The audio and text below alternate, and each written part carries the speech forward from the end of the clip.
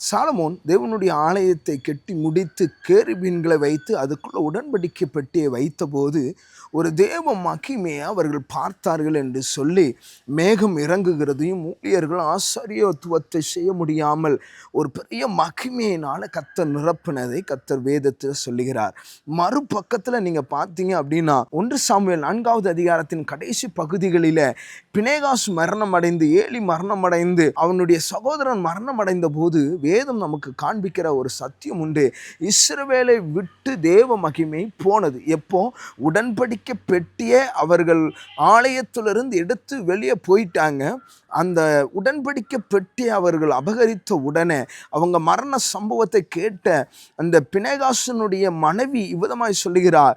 அவர் ஒரு ஆண் குழந்தையை பெற்று எடுத்து அவர் சொல்லுகிறார், இஸ்ரவேலை விட்டு தேவனுடைய மகிமை போயிருச்சு அப்படின்னு சொல்லி கதறுகிறதை இந்த வேத பகுதியில் நம்ம பார்க்கிறோம். தன் பிள்ளை பிரசவத்தின் வலியை விட, தன் புருஷனார் மரித்த அந்த வழியை விட தேவ மகிமை இந்த தேசத்தை விட்டு போனதே என்றதான வழி மிகவும் ஆழமாக இருந்தது. அந்த இழந்த மகிமையை கர்த்தர் ஒருபோதும் அப்படியே விட்டு விடலை. ஒருவேளை இன்னைக்கு ஆவிக்குரிய வாழ்க்கையில் தேவனால் தெரிந்து கொள்ளப்பட்ட பாத்திரவான்களாக இருக்கிற உங்களுக்கு ஒருவேளை நீங்கள் மகிமையை இழந்திருப்பீர்கள் என்று சொன்னால் அந்த மகிமையை நான் திரும்பவும் உங்களுக்கு தருவேன் என்று ஆண்டவர் சொல்லுகிறார். சிறிய தீர்க்க தரிசன புஸ்தகத்தை வாசிக்கும் போது விதமாய் சொல்கிறது, முந்தின ஆலயத்தின் மகிமையை விட பிந்தின ஆலயத்தின் மகிமை பெரிதாக இருக்கும் என்று கர்த்தர் சொல்றார். உங்கள் வாழ்க்கையிலும் என் வாழ்க்கையிலும் மகிமையை இழந்திருப்போம் என்று சொன்னார் மீண்டும் நம்மை மகிமைப்படுத்துகிற கர்த்தர் ஒருவர் உண்டு.